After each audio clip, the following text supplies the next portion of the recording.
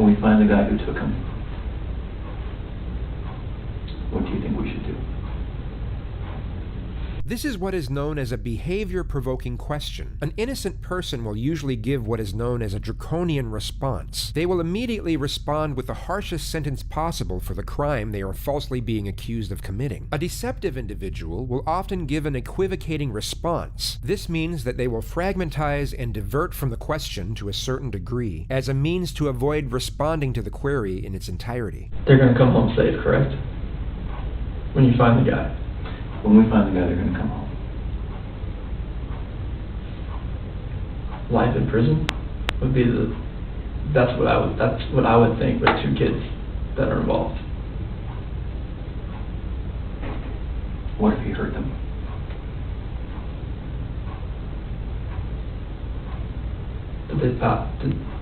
I'm not sure if that penalty is even used. Is it used in Colorado? I'm not even sure. What is? The death penalty?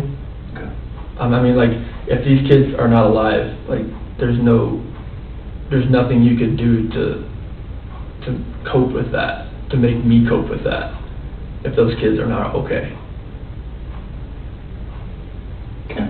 Can we keep talking about some complicated things? Sure. Some things that are going to make you uncomfortable? Yeah, that's fine. Okay. You've done very good in talking to me about this really hard conversation you guys had, okay? Very good. That's sometimes hard. And I understand why sometimes someone in your position says, doesn't want to tell me about that. Because please go help me find my kids, and you don't need to know about my marriage argument, okay? So I got to say, you've done very good at that. And I need you to keep doing that. So I need to ask you about your marriage and infidelity. Okay. Okay, tell me about it. I have never cheated on my wife.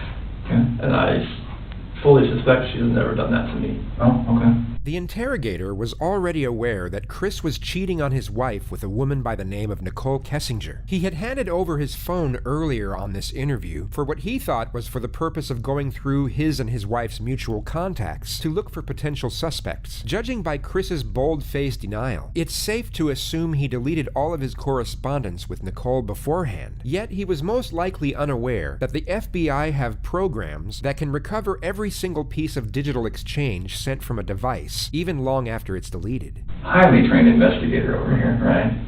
I see pictures of you from a few years ago, and I see you standing before me now. Okay, you've gotten pretty fit. Yes. Okay, you can imagine when guys start cheating or want to cheat, that's what happens. Yes. So tell me about it. I did not cheat on my wife. Okay. What do I do to help you walk out of this room and not look like the person who's responsible? You have to trust me. I had nothing to do with this act of evil cruelty, whatever has happened here.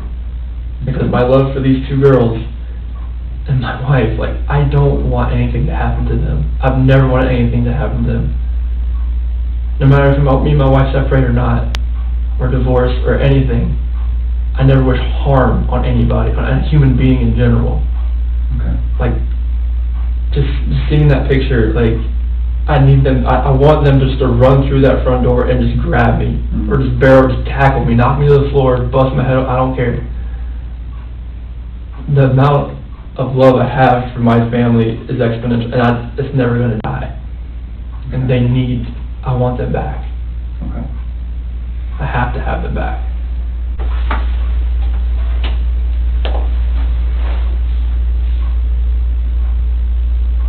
When you walk out of this room, there's nothing I can say to a room full of police officers that's going to convince them that you have nothing to do with this.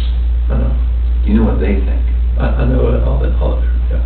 Here's a guy who didn't call 911, who woke his wife up at a ridiculous hour because he was so guilty about something that he had to get it off his chest and say, I don't love you anymore, I'm leaving you. That didn't go well. Okay, so what happened? She told me she wanted me to wake her up before I left. That's why I didn't just wake her up, just to tell her this. I woke her up. That's what she wanted to do, and we talked.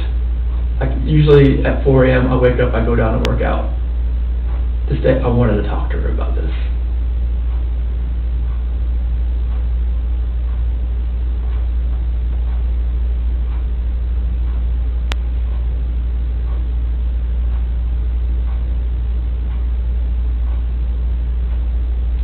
these girls. I love these girls so much. And this picture right here, Celeste and Bella, those are my life. I helped make those kids. There's nothing in my life that means more to me than these kids. Nothing. Kids, that's your life. That's your lifeline. That's everything. Like, you make kids, they come first before anything. Kids, spouse, family. That's what it's always been.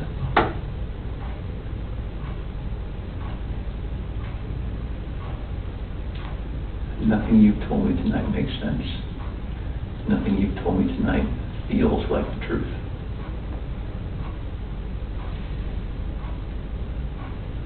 Can we start over? Sure. Tonight's been pretty intense, I can imagine. How are you feeling? I've slept like 2 hours last night, so I'm like running on empty right now, but I know, I can see it. So why don't I do this? I'm sure you don't mind if we take a break for the night. And I'm sure that you are feeling some of the pressure from me. Okay? I'm going to commit to you that we're not going to stop working until we find them. Okay. Okay? And I want to commit to you that there is going to come a time when you're going to feel this pressure from other people. I'm not the only one who thinks that there's a possibility you have something to do with this. Like another FBI agent, like pressure, or like just like Everyone. Okay. Everyone, Chris. Okay. The interrogator is clearly receptive to Chris's anxiety and endeavors to amplify this emotion before ending the interview. He wants to inflate Chris's apprehension as much as possible for the looming polygraph test that approaches the following day. Tonight when you go home, one of two things is going to happen. You're going to pass out because you're so tired, okay? And that's probably not going to be what happens. Your head's going to go race, okay? So tonight when you lay down and your head starts racing, there's going to be things that come to your mind, okay? This always happens, always. It's very natural.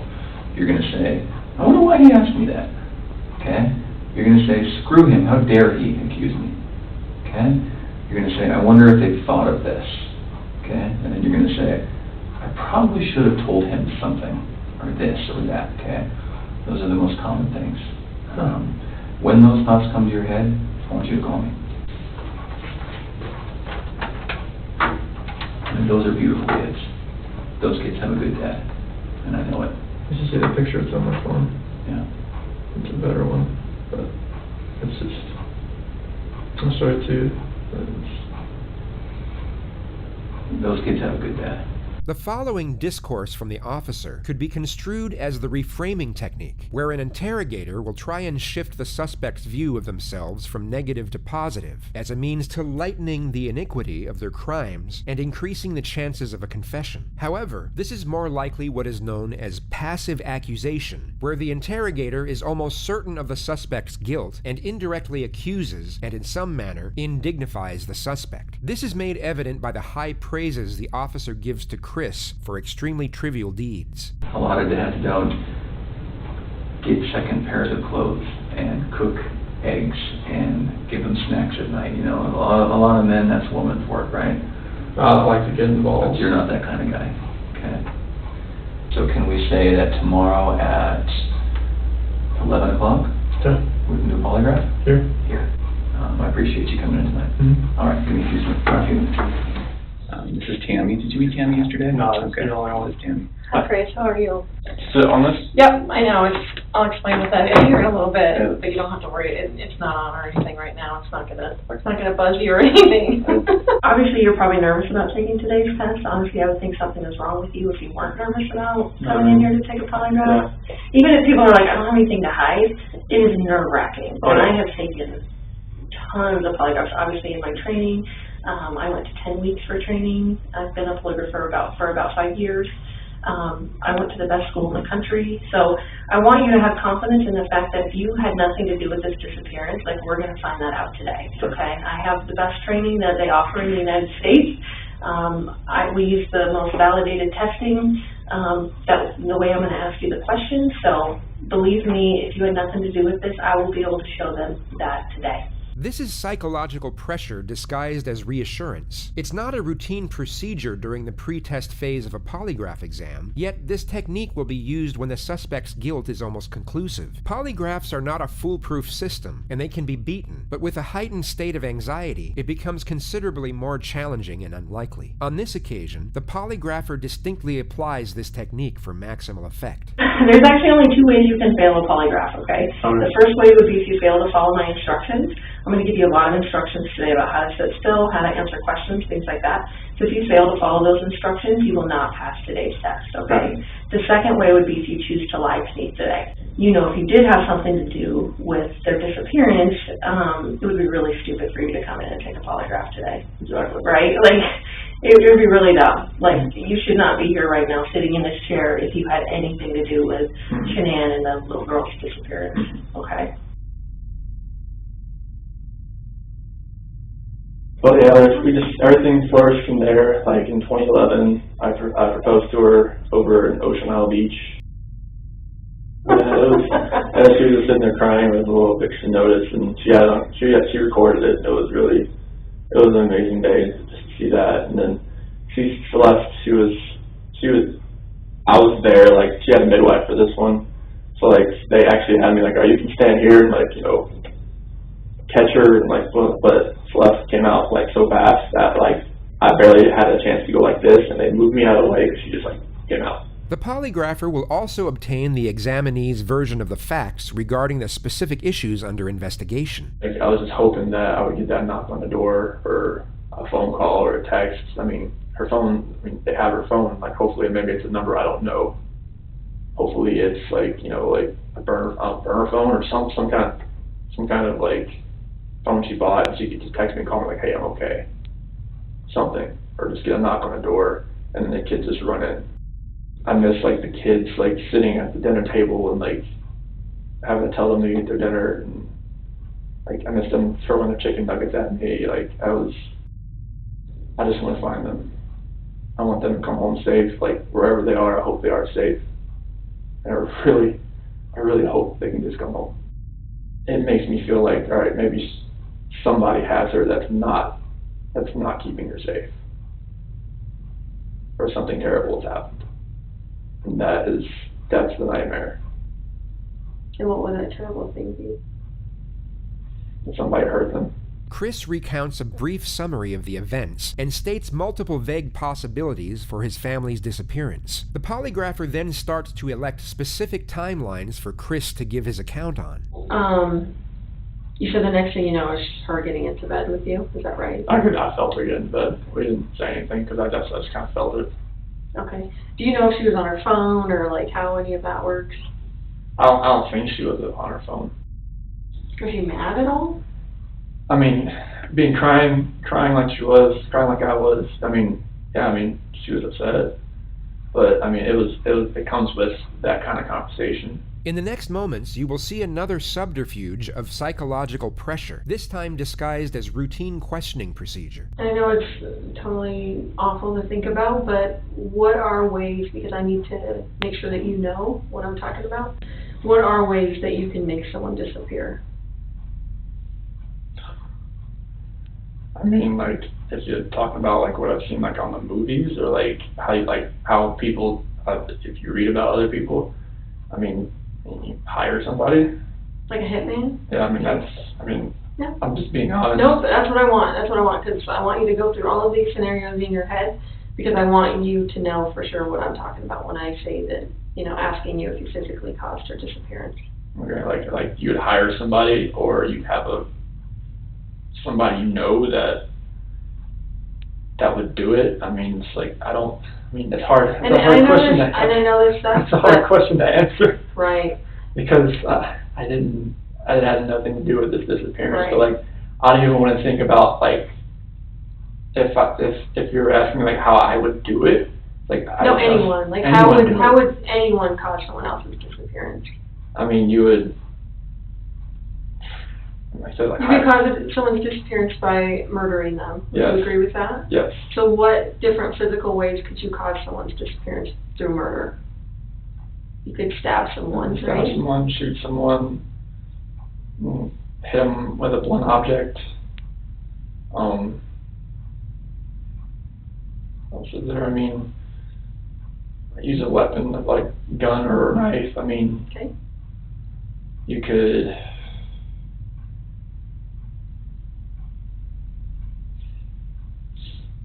You could smother someone. Smother someone.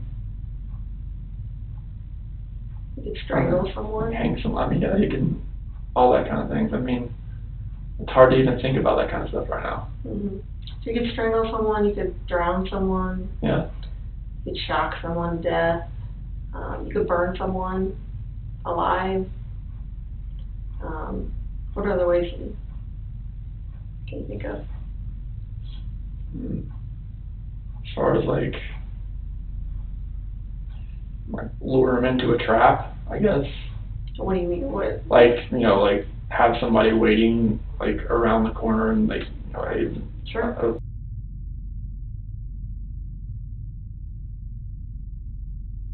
They're in a coma. Sure. So if I ask you that question on the test, Chris, are you going to have any issue with that? About you Like- physically causing Going through every someone's single one of disappearance? those. Yeah, like that would be a way you Okay. could cause someone's disappearance. Okay. No, I can definitely like I can pass. I mean, Or you could murder them, you could kidnap them, you could take them to another country, you could, you know, bury them in your backyard, Yeah. you could do a million things yeah, as far as trying to conceal them, yeah, right? So that no one can find them. yes, Because at this point, she's gone.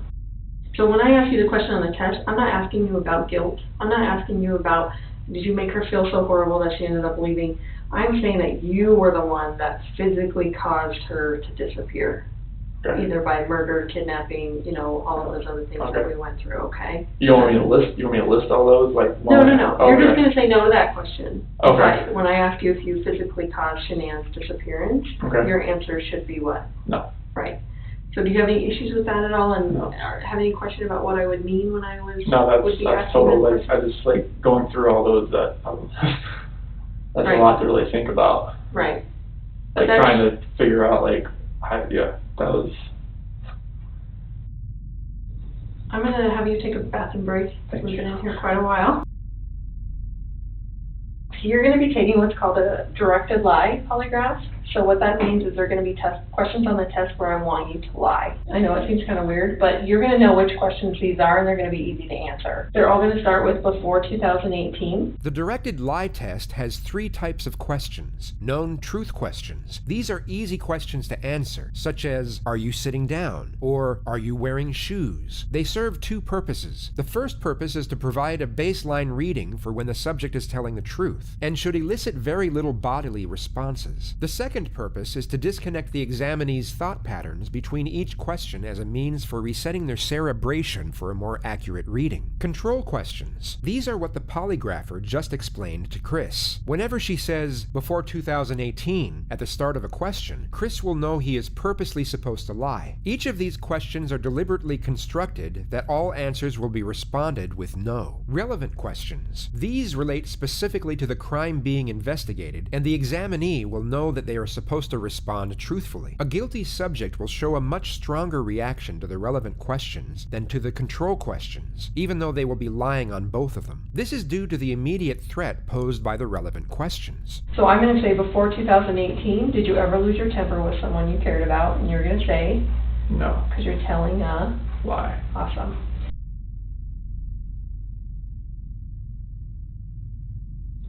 The test is about to begin. Please remain still. Did you write the number 1? No. Did you write the number 3? No. Did you write the number 5? No. This portion of the test is complete. Please remain still while I take the instrument out of operation. Okay, you can relax. How'd you feel?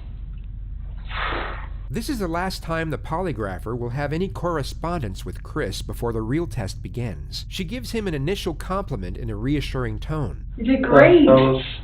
You remembered to lie and everything. That was awesome. That was. This momentary boost in his confidence is then abruptly ripped away as he receives the following information. So, Yeah. you obviously are a really bad liar. Have people told you that before? Like, the second you tell a lie, like, they can tell, like, on your face that Because the second you lied to the number 3, like, I don't know if you heard me clicking, but I like turned down the sensitivity because you were starting to go off the page. So that is what I need to see as a polygrapher, because that tells me that you know it's wrong to tell a lie, and you're actually having a significant reaction when you lie. So that is awesome. So thank you for being a horrible liar. No, that's a good thing. That's a good thing. We don't want to be good liars. So thank you for being a horrible liar. And that just shows me that, you know, obviously on the test when they're asking, you know, significant stuff about your wife, if you're lying to that, it's going to be even 10 times more amplified. So I appreciate that. I appreciate that very much, more than you know. So that was awesome. And the coolest thing about this is right now, there's only one person in this room that knows what the truth is. And in about 5 minutes, there's going to be 2 of us. So that's the coolest part, okay? And then I can go share that with them out there. Okay? Okay. All right, you ready? Let's do it. The test is about to begin. Please remain still. Do you understand that I will only ask you the questions we have discussed? Yes. Regarding Shanann's disappearance, do you intend to answer all of the questions truthfully? Yes.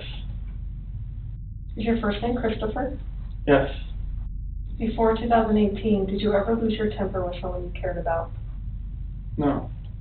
Did you physically cause Shanann's disappearance? No. Were you born in 1985? Yes. Before 2018, did you ever say anything out of anger to a loved one? No. Are you lying about the last time you saw Shanann? No. Are you now in the state of Colorado? Yes. Before 2018, have you ever wanted to hurt someone to get even with them? No. Do you know where Shanann is now? No. This portion of the test is complete. Please remain still while I take the instrument out of operation. All right, how'd you feel? Same as all of it? I think it was the same to everything. For ya. I'll be right back. Okay.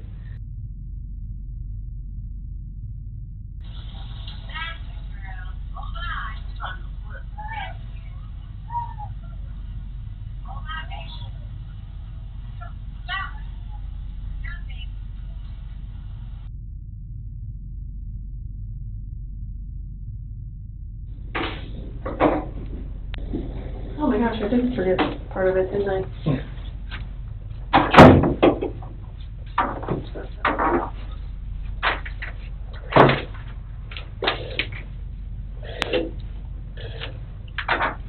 So I brought Graham in here because we want to talk to you about the results, okay? Okay. So, it is completely clear that you were not honest during the testing, and I think you already know that. You did not pass the polygraph test. Okay. Okay. So now we need to talk about what actually happened. I feel like you're probably ready to do that. I didn't lie to you on that polygraph, I promise. Chris, I know. stop. It's time. Just stop for a minute. Take a deep breath. I want you to take a deep breath right now.